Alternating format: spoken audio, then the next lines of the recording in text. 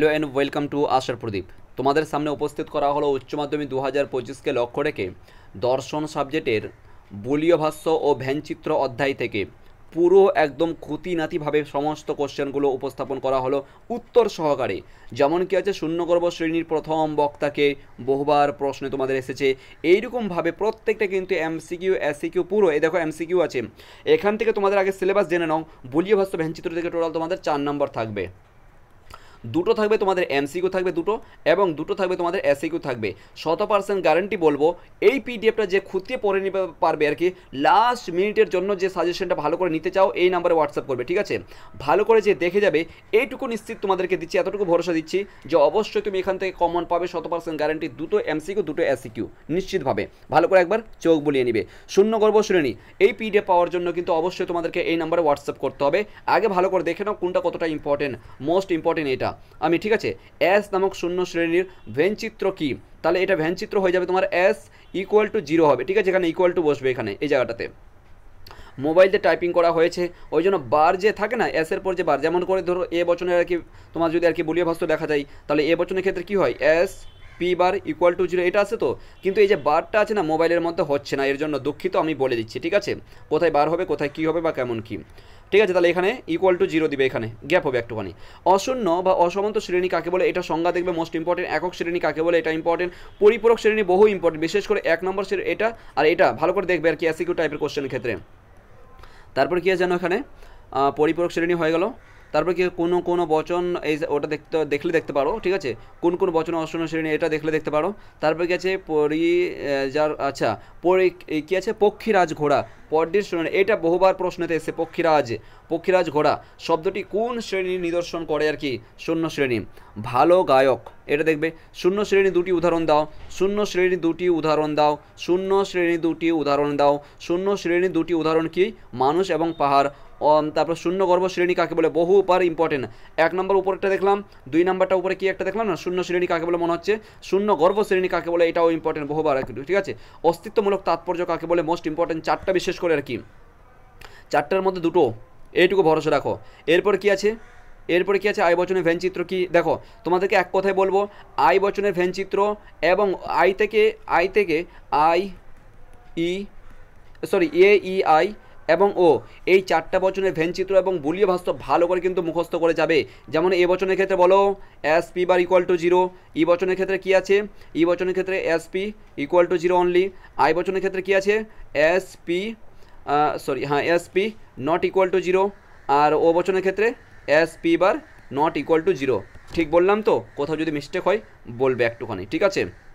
কারণ তাড়াহুড়োর মধ্যে বলছি, অবভিয়াসলি কোথাও মিস্টেক হতে পারে, যেমন ইতিপূর্বে 2-1টা ক্লাসে মিস্টেক হয়েছে একটা আর কি, তো কমেন্ট করে ঠিক করে দিয়েছি।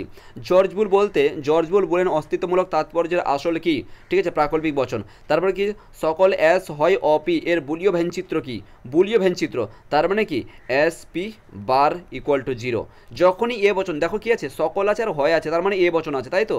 এ বচনের ক্ষেত্রে আমরা এখন দেখলাম এটা, তাহলে কি আছে এখানে দেখো, এই যে দেখো এস এর পর বার হয়নি, এই যে দেখো এই জায়গাটাতে বার হবে, বুঝতে পেরেছো?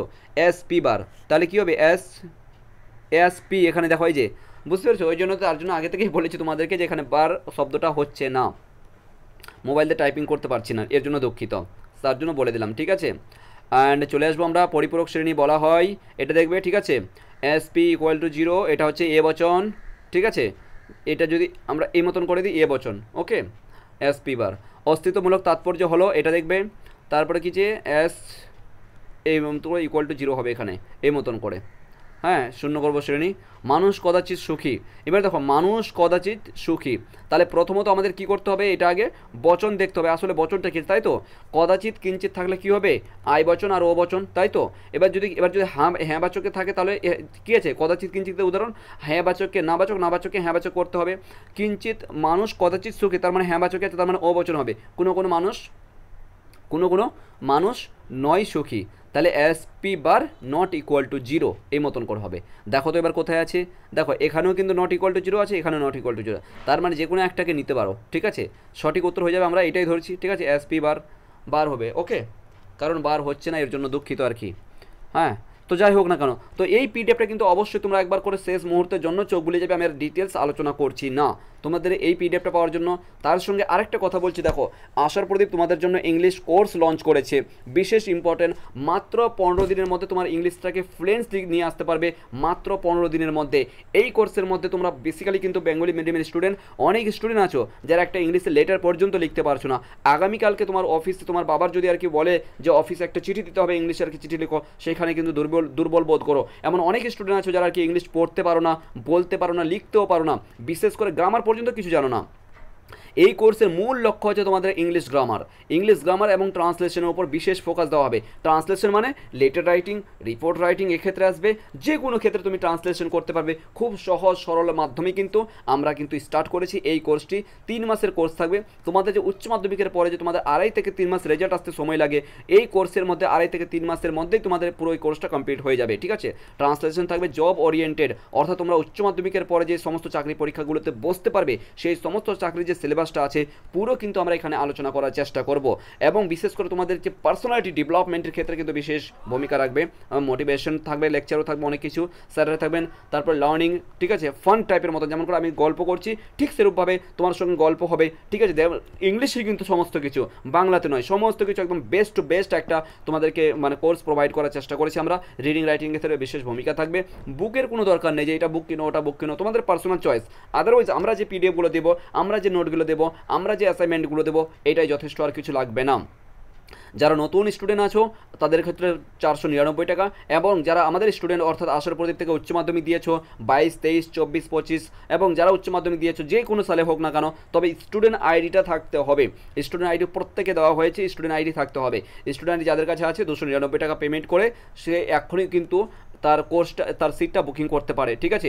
বেশি লিমিটেড, দেখো আমরা হুজুমের মধ্যে বা হয় হয়তো 100-150 এখানে সিট নেই, একটা লিমিটেড সিট আছে, প্রত্যেকটা জায়গায় কিন্তু লিমিটের মধ্যেই কিন্তু চলবে, ঠিক আছে।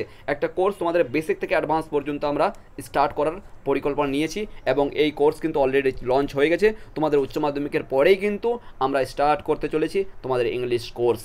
Thank you.